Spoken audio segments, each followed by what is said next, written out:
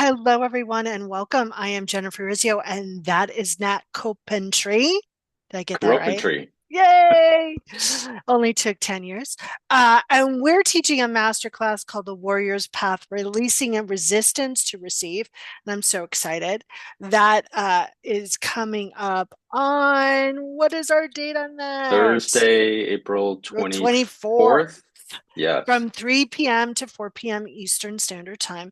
We want to tell you a little bit about that. So let's just chat about where people, especially people with warrior energy now, why do they kind of stiff arm the universe? Why do they have this lack of receiving when it comes to getting what they want?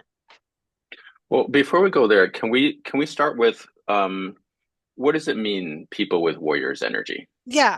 So I'm laughing because Nat doesn't really have warrior energy, everyone. And that's why this is a perfect class. Gets to bounce off of warrior and love Nat. So when I say warrior energy, people go nod their head. Warrior energy, when conscious, is like you put your hand out and boom, things happen. It's amount of courage, it's determination, it's a fierce energy of just knowing what's right. Unconscious warrior energy, I have crashed cars. It's that, oh my God, I got to make war to get what I want. I'm loyal to a fault. I don't really like like the people, I don't really like authority, rather, because I've seen what that does. And those people in charge tend to screw up.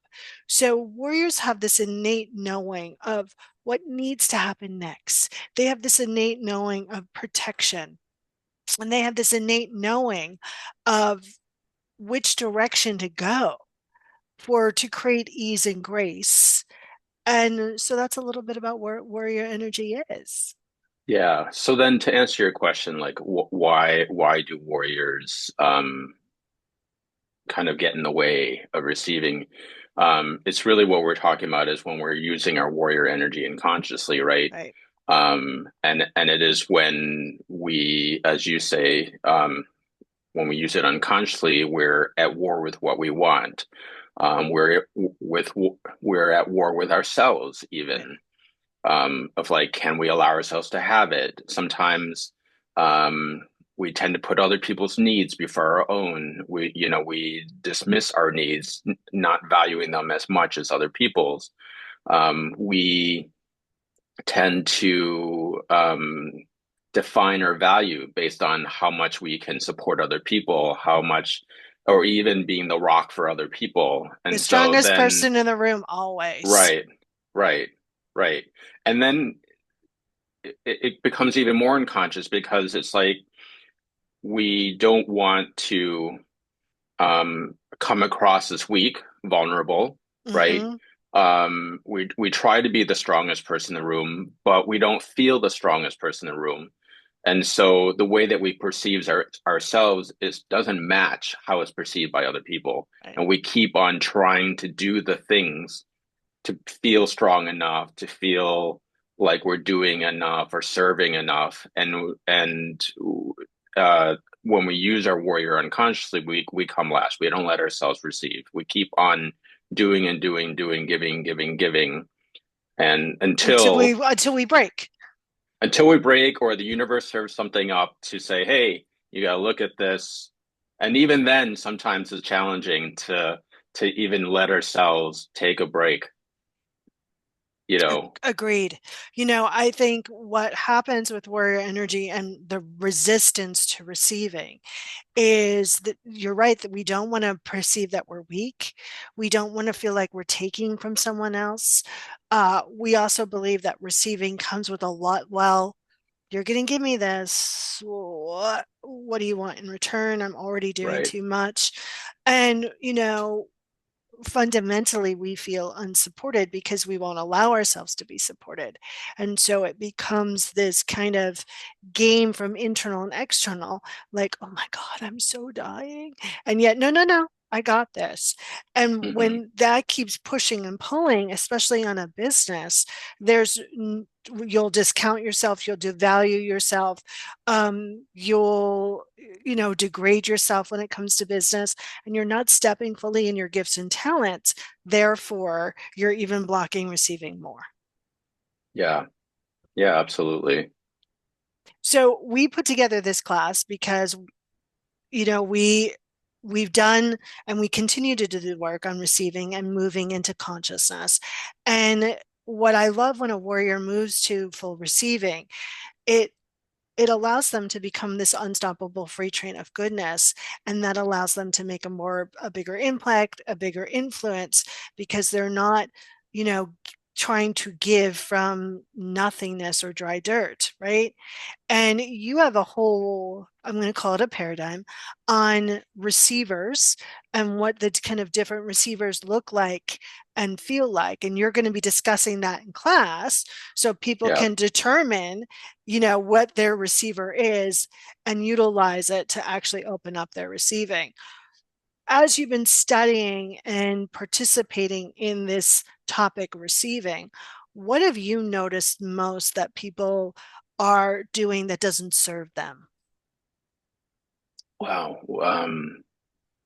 That doesn't serve them. I mean, a lot of what we talked about, but as a business person, oftentimes that's like taking on more than you need to, or like it is taking on more than you need to in order to receive, right? Um, like you undervalue how much you're doing to receive some comparable amount of money. Um, it could also be that, um, um, I guess along the same lines of that, but it's like you're the share of the work, you're taking on more responsibility than you need to for your client, even, Right, right? Like your client needs to be responsible for certain things, being able to do the work, following through. But sometimes when that's not happening, you might take responsibility, ownership for their failure, and then that weighs you down, right. In other right? words, they're not participating or not hitting their goals as you're doing something wrong, right? Right. Or you're trying to drag them along. Hmm. I recently had a client come, wanted to put her program on hold, said, okay, no problem. Uh, and then came back to me months later and said, I'm not resonating with the work.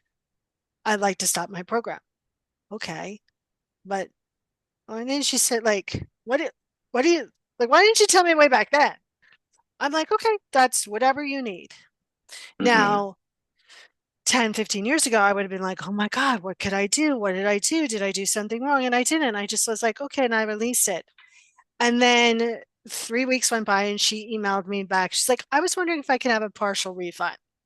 Now, old Jen, way back when, would have been like, well, I don't want to give it to her, but the right thing to do is because she didn't do her program is to give it to her. And I went, no, I'm sorry, I don't do refunds. You can bank those hours, but I don't do refunds. And she's like, okay, thanks. It's also about really standing up and declaring what you want and being willing to receive it, right?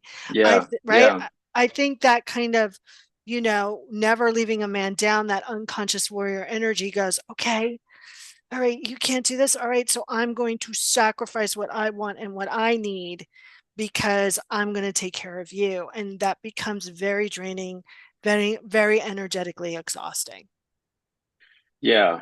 I mean, there's this thing about from what I saw you did there of like taking your space, right? Owning your value and standing up for what was true for you. And when we're in our unconscious warrior, we don't do that. We tend to shrink. We tend to water down what we're doing or what we want to be putting out in the world. Um, and so it's that like owning our power and embodying it fully. Yeah. And what I love, And oh, go ahead, Nat. no, go ahead. Go ahead. You go first. What I love about what we've created is you teach like me, very interactive, very exercise oriented, right? And so people are not just getting information and knowledge, they're getting the experience of what that shift feels like in their body so they can retain Absolutely. it and change their cellular memory. And then when they end the call with us, they go out and practice it, and it creates real tangible results in their world. Like, I think that's really important because it's not a one size fits all here. Right. And so you have to be able to access all of that knowledge, all of that wisdom, and all of that energy to shift inside of you. So we're Yeah. creating really great springboards for people to do that. Yeah, and I want to add to that because there was a time for myself where I would take in a lot of information and then I thought I had it. And then I would live from the narrative of like I have it, I know this, I could do it, but it wasn't showing up in my life, right? And so I learned that I had to actually take it on, experiment with it, find my way, and then respond to the new data that I have through the experimentation in order to fully embody and make it work for me, Yeah. right? And Yeah. that was a key point in the changes in my life. It's like, oh, I got to go out and do that. I can't just have the information in my head and think I got it. Right.